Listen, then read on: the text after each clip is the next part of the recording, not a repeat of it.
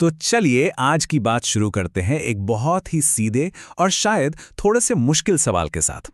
एक पल के लिए सोचिए कि अगर जिंदगी ठीक वैसी ही चलती रहे जैसी आज चल रही है, तो आज से ठीक 5 साल बाद हम कहाँ होंगे? क्या वही पुरानी आदतें, वही शिकायतें होंगी, या फिर एक ऐसी हकीकत होगी जिसे आज हम सिर्फ एक सपना मानते हैं? अक्सर लोगों को यही लगता है कि इस सवाल का जवाब उनके बैंक बैलेंस, उनके कनेक्शंस या फिर उनकी किस्मत पे टिका है ना?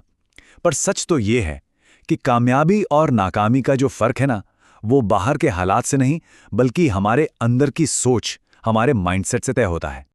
और पता है, सोच का यही छोटा सा फर्क दो बिल्कुल अलग दुनिया बना देता है। एक तरफ 99% लोगों की दुनिया है और दूसरी तरफ उस 1% की दुनिया। देखिए, यही सबसे बड़ा, सबसे बुनियादी फर्क है। 99% लोग एक ऐसी नाव की तरह हैं जो बस लहरों के भरोसे बह रही है, जहां भी जिंदगी ले जाए बस रिएक्ट करते रहते हैं। लेकिन वो जो 1% लोग हैं ना, वो उस नाव के कप्तान हैं। वो अपना नक्शा खुद बनाते हैं और ये तय करते हैं कि उन्हें जाना कहाँ है। मतलब वो अपनी जिंदगी को बाकायदा डिजाइन करते हैं। और इस डिजाइन को बनाने का उनका सबसे बड़ा टूल वो है उनकी लंबी सोच। कमाल की बात यह है कि 1% वाला माइंडसेट ना आज की छोटी मोटी तारीफ या अरे लोग क्या कहेंगे के शोर में बिल्कुल नहीं फंसता। उनका हर फैसला बस एक सवाल पर टिका होता है, आज जो मैं ये कदम उठा रहा हूं, इसका 10 साल बाद क्या नतीजा होगा। शॉर्ट टर्म आराम नहीं, लॉन्ग टर्म असर। बस यही फर्क है। तो इस लंबी सोच का सबसे साफ असर कहाँ दिखता है? वो दिखता है पैसे को लेकर उनके नजरिए में। सोचिए, जब 99% लोगों के हाथ में पैसा आता है तो दिमाग में पहला सवाल क्या आता है? मैं इससे क्या खरीद सकता हूं, है ना? फोकस सीधा खर्च करने पर होता है। लेकिन 1% वाला माइंडसेट उसी पैसे को देखकर पूछता है, मैं इस पैसे को कैसे बढ़ा सकता हूं? और असल खेल तो यही है बॉस। 1 लाख रुपए कमाने वाला इंसान भी महीने के आखिर में बिल्कुल खाली हो सकता है, अगर उसका सारा पैसा बस बाहर जा रहा है। और वहीं 30,000 कमाने वाला भी अमीर बन सकता है, अगर वो अपने पैसे को सही दिशा दे रहा है, मतलब इन्वेस्टमेंट्स में लगा रहा है। तो मुद्दा ये नहीं है कि पैसा कितना है, मुद्दा ये है कि पैसा जा कहां रहा है। सीधी सी बात है, 1% लोगों के लिए पैसा कोई इमोशनल चीज है ही नहीं। ये बस एक टूल है, एक औजार, जिससे वो अपने लिए आज़ादी और नए मौके बनाते हैं। अच्छा, अब पैसे की तरह ही काम को मापने का जो पैमाना है ना, वो भी इन दोनों दुनियाओं में ज़मीन आसमान का फर्क रखता है। हम सबको बचपन से क्या सिखाया गया है कि मेहनत का मतलब है घंटे गिनना। अरे वाह, आज मैंने 10 घंटे काम किया।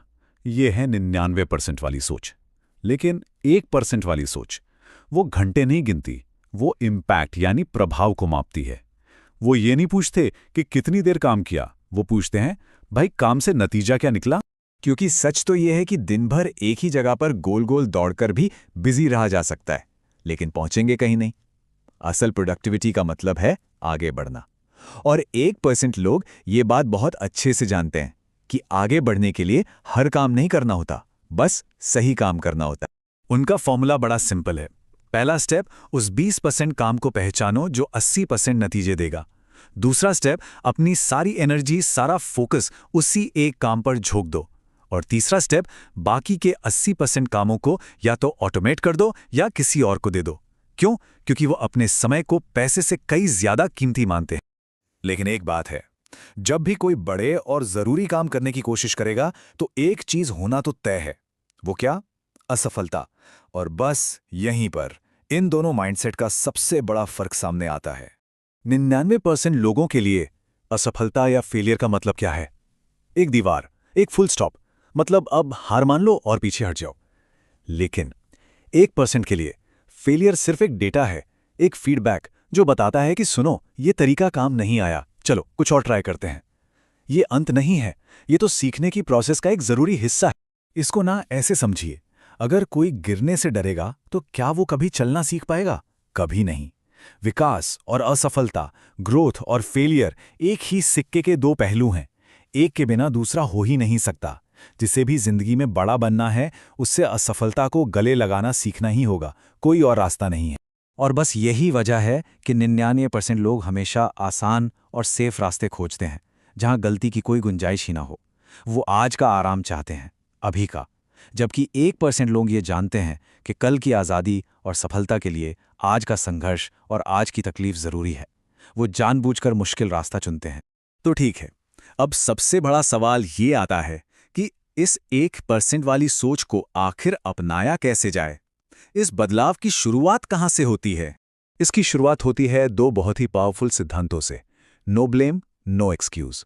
मतलब अपनी नाकामियों के लिए किस्मत को, सरकार को या दूसरों को दोष देना बंद, और एक्शन ना लेने के लिए बहाने बनाना, वो भी बंद।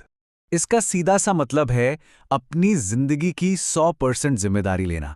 ये समझना कि मोटिवेशन तो मेहमान की तरह है, आज है कल नहीं, लेकिन अनुशासन और आदतें वो हर रोज काम आती हैं। हर फैसला लंबी सोच के साथ लेना और हर रोज की जो छोटी छोटी जीत होती है ना, उनकी इज्जत करना। इसको ऐसे देखिए, 99% लोग सही मूड या मोटिवेशन का इंतजार करते रहते हैं, जबकि 1% लोग जानते हैं कि एक्शन लेने से मोटिवेशन आता है, इसलिए वो अनुशासन बनाते हैं। 99% लोग किसी चमत्कार या लॉटरी का इंतजार करते हैं, लेकिन 1% लोग रोज की छोटी छोटी आदतों की ताकत से अपनी किस्मत खुद लिखते हैं। जहां 99% को एक प्रॉब्लम दिखती है, वहीं 1% को उस प्रॉब्लम में छिपा हुआ एक मौका नजर आता है। आखिर में ये याद रखना जरूरी है कि हम कौन हैं, ये किसी एक बड़े फैसले से तय नहीं होता। हमारी पहचान उन हजारों छोटे छोटे फैसलों का नतीजा है जो हम हर रोज, हर घंटे करते हैं। सुबह जल्दी उठने का फैसला, कुछ नया सीखने का फैसला, मेहनत करने का फैसला। तो अंत में मैं बस वही एक सवाल छोड़कर जा रहा हूं जो इस पूरी सोच की नींव है। आज की जो हालत है और आने वाले 5 सालों की जो दिशा होगी, इसकी पूरी जिम्मेदारी आखिर है किसकी?